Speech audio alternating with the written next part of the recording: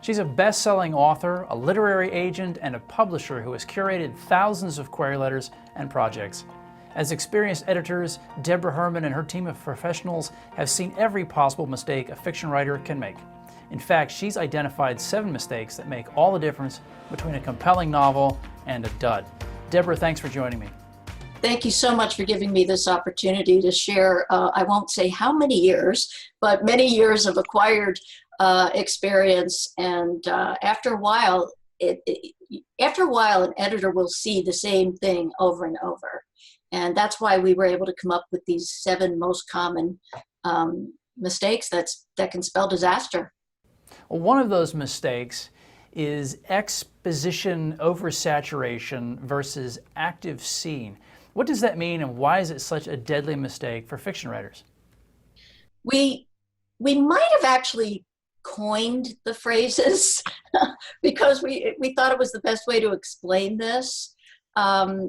Exposition is the kind of writing where you're giving backstory, you're giving historical facts, things that are useful and necessary when you're writing a novel, especially if it's a historical novel, or if you want to explain something that isn't as well developed in a scene. When we use the term active scene, some people think that means write in present tense, and it doesn't. It means bring it alive, bring it to life.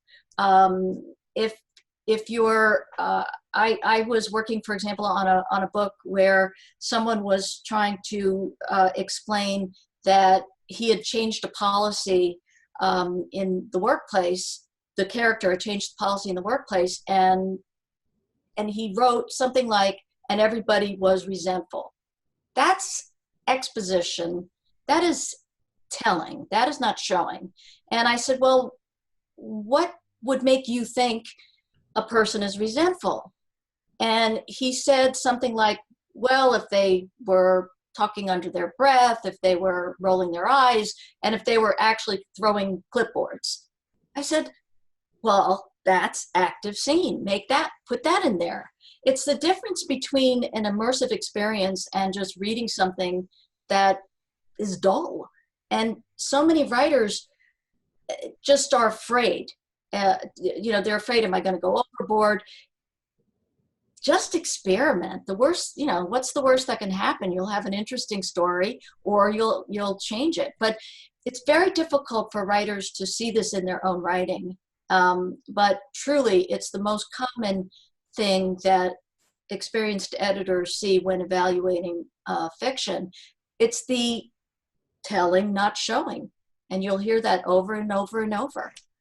So that's why having professional eyes on your work is going to show you where these things are happening so that you can go back and flesh out the story. And it's vital. It's a difference. It makes all the difference in the world.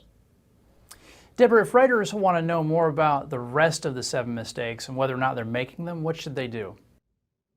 I recommend that they have their work assessed by professional editors.